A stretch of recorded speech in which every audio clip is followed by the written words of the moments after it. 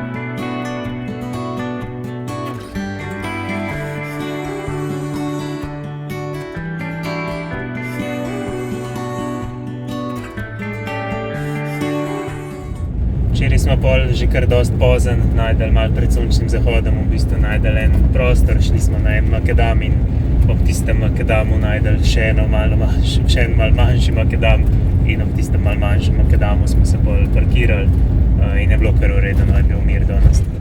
Danes gremo pa zdaj naprej, tudi nimamo nekega plana, malo kakšne 70 km ali pa kaj tazga bomo prevozili, kakor se nam bo dal, no pa bomo probali spet kakšen lep prostor najti za prespati.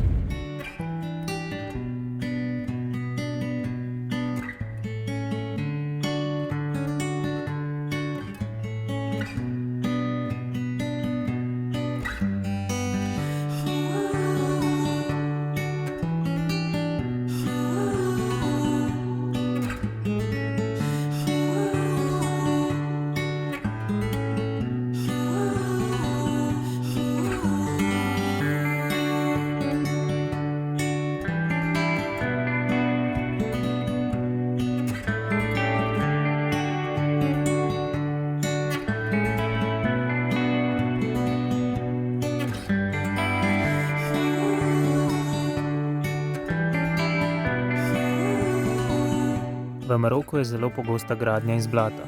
Ta tradicionalna gradbena tehnika je še danes priljubljena, ker je poceni, za gradnjo ni potrebno veliko energije, tako grajene hiše pa odlično uravnavajo toploto v vročih vremenskih razmerah. Za tovrstno gradnjo zmešajo zemljo, vodo ter slamo.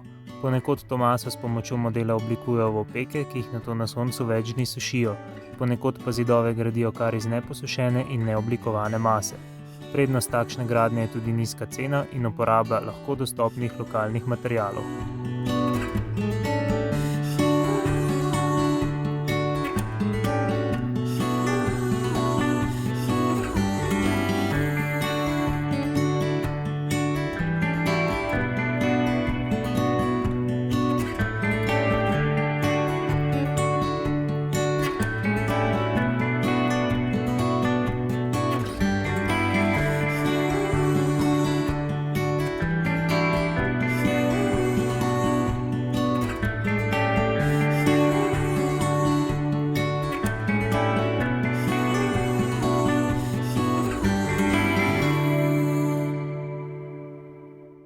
Včeraj smo potem prevozili precej več, kot smo mislili, zato ker ko smo začela iskati plac, smo bili glih v neki taki ozki dolini, tako da se nismo imeli nikamor umakniti, tako da smo mogli kar precej več prevoziti, dokler nismo prišli v bolj tako puščavsko pokrajino, kjer smo potem najdel lepo mesto, kjer smo sredi česar prenočili. Ja, danes zjutraj so prišli tle eni domačini, neki so tle ene krave pregnali, da se pasejo, oziroma 2 kravi samo ubogi. In so naju še povabili na zajtrk, sicer so odklonila, ker sva že jedla, pa tudi nimava glih časa, ampak ja, so bili zelo prijazni. Zdaj bomo šli pa počasi naprej, v bistvu v smeri juga, verjetno bomo šli danes do enega akumulacijskega jezera in upam, da bomo tam najdeli v redu prostor.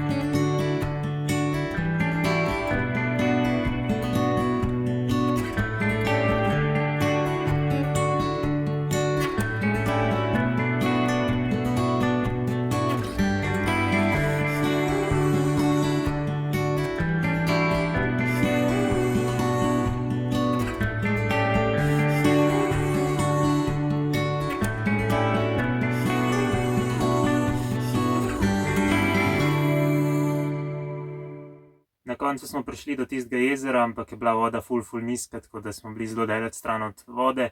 Hkrati pa tudi tam ni bilo signala, tako da smo se mogli preparkirati.